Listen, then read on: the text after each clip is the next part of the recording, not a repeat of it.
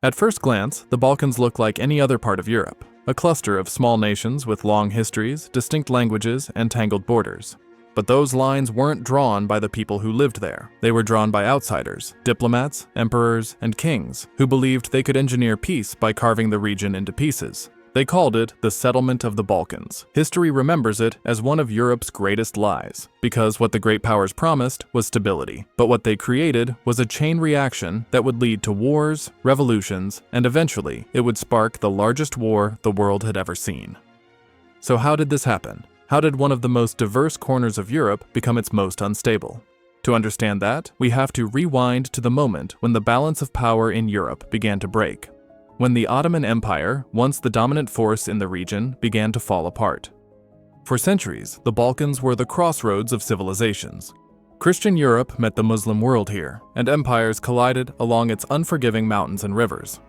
For generations, it was Ottoman territory, ruled from Constantinople, tied together by trade routes, taxes, and imperial law. But by the 1800s, the Ottoman Empire was in decline. Its armies were outdated, its economy stagnant, and its borders shrinking.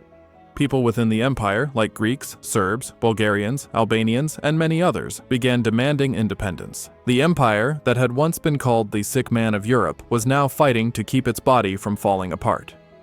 And the rest of Europe was watching closely.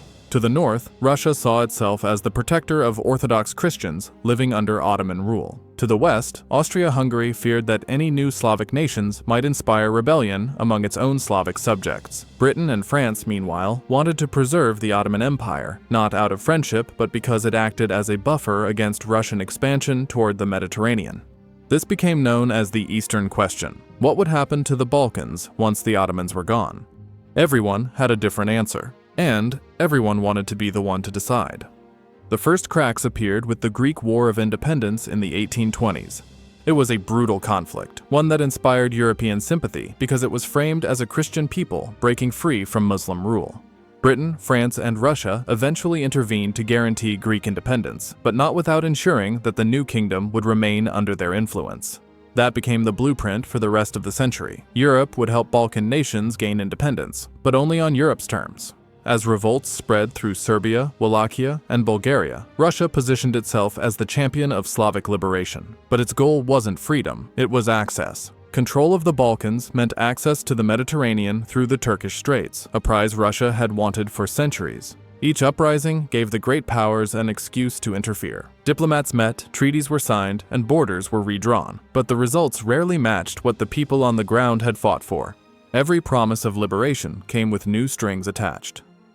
The most important of these deals began in 1877 when Russia went to war with the Ottoman Empire. The war was bloody but decisive. Russian armies swept through the Balkans, reaching the gates of Constantinople. The Ottomans, facing collapse, signed the Treaty of San Stefano in 1878. On paper, it looked like a victory for the Slavs. It created a large, independent Bulgaria, stretching from the Black Sea to the Aegean. Serbia, Montenegro, and Romania gained full independence. For a brief moment, it seemed like the Balkans had finally freed themselves. But that treaty never stood a chance. The other European powers were horrified. A greater Bulgaria, under Russian influence, would have given Moscow dominance over southeastern Europe, something neither Britain nor Austria-Hungary would accept. So, just months later, the major powers of Europe met again to revise the agreement. They called it the Congress of Berlin. At the table sat the most powerful men in Europe. Germany's Otto von Bismarck, Britain's Benjamin Disraeli, Russia's Alexander Gorchakov, and Austria's Count Andrássy. They claimed to be restoring balance. What they actually did was divide the Balkans according to their own interests. Bulgaria was cut into pieces. Only the northern part remained semi-independent. The rest was returned to Ottoman control. Bosnia and Herzegovina were placed under Austro-Hungarian occupation, even though they were still officially Ottoman. Serbia, Montenegro, and Romania kept their independence, but under strict limitations that made them economically dependent on Western powers. No one at the table was from the Balkans. The Treaty of Berlin became the lie that created the modern Balkans. It claimed to guarantee stability, yet every decision deepened division. The map looked clean on paper, but the lines it drew split families, faiths, and whole communities. Nations that should have been allies were boxed in beside each other, given just enough freedom to hate their neighbors, but never enough to stand on their own. On paper, the Congress of Berlin ended the Eastern question. In reality, it just postponed it, because in solving one problem, stopping Russia, the great powers created another. A region full of armed, angry nations, all convinced they'd been cheated of their destiny. By the early 1900s, the Ottoman Empire was falling apart. Its soldiers went unpaid, its leaders were corrupt, and people were tired of empty promises. In 1908, young army officers, known as the Young Turks, marched through Constantinople demanding reform. They wanted freedom, elections, and a government that listened. The revolution revealed how weak the empire had become, and its provinces began slipping away. The Balkan states saw their chance. In 1912, Serbia, Bulgaria, Greece, and Montenegro formed an unlikely alliance known as the Balkan League. Their shared goal: drive the Ottomans completely out of Europe. The First Balkan War began in October 1912. It was short and brutal. The League's armies overwhelmed Ottoman defenses and captured almost all remaining Ottoman territory in the region. Constantinople itself was nearly within reach.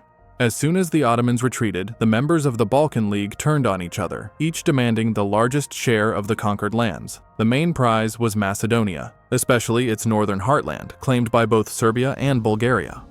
By the next year, they were at war again, this time with each other. The Second Balkan War of 1913 ended the alliance and reshaped the region once more. Bulgaria, surrounded and outnumbered, was defeated by Serbia, Greece, and even Romania. The new borders left everyone dissatisfied. Bulgaria lost territory it considered its own, Serbia gained new lands but no access to the sea, and Austria-Hungary saw a stronger Serbia as an existential threat. The Balkan Wars were supposed to settle borders. Instead, they turned the entire region into a powder keg surrounded by matches.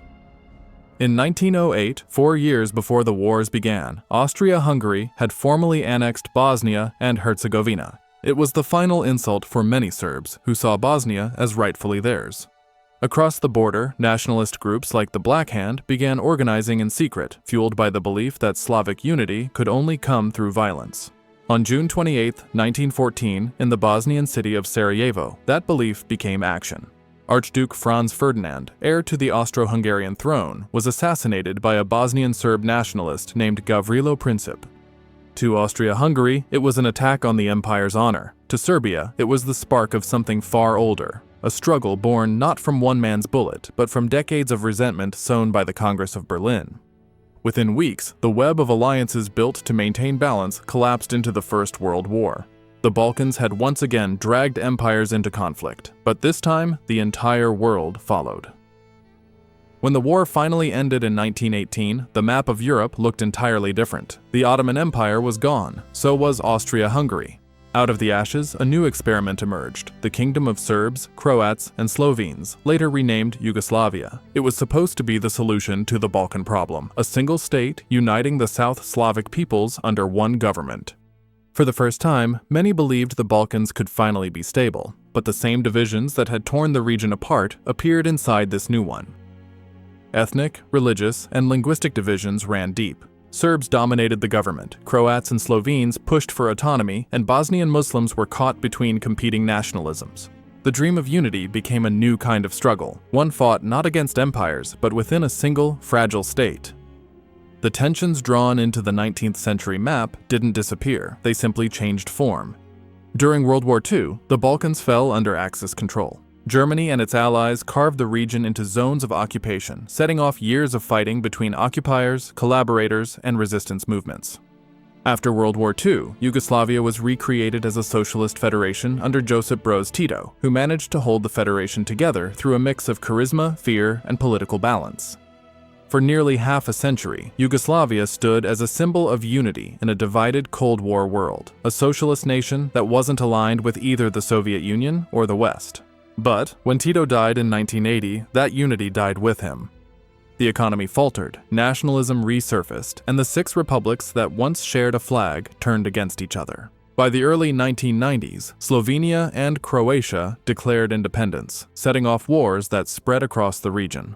Bosnia became the heart of the conflict, where Serbs, Croats, and Bosniaks fought for control of a single, divided land. Sarajevo was besieged for nearly 4 years. Entire towns were wiped out in campaigns of ethnic cleansing, and the world watched as genocide returned to Europe for the first time since 1945. When NATO finally intervened in Kosovo at the decade's end, Yugoslavia was already gone and replaced by a patchwork of new states still scarred by the violence that made them. The borders first drawn in Berlin had never fit the people who lived within them, and when the system that held them down collapsed, those old fault lines erupted once more. Today, the Balkans are independent, but still haunted by history. Bosnia remains divided by ethnic lines. Kosovo's independence is recognized by some nations, but rejected by others. Serbia's nationalism continues to shape its politics, and old grievances simmer beneath the surface. The great powers that once redrew the map have moved on, but their fingerprints remain. The borders of the Balkans are still the borders of 19th century diplomacy, lines meant to contain conflict, not resolve it. And yet, in many ways, the Balkans are a mirror of Europe itself, a mosaic of peoples forced to coexist within artificial boundaries, searching for unity in a history built on division.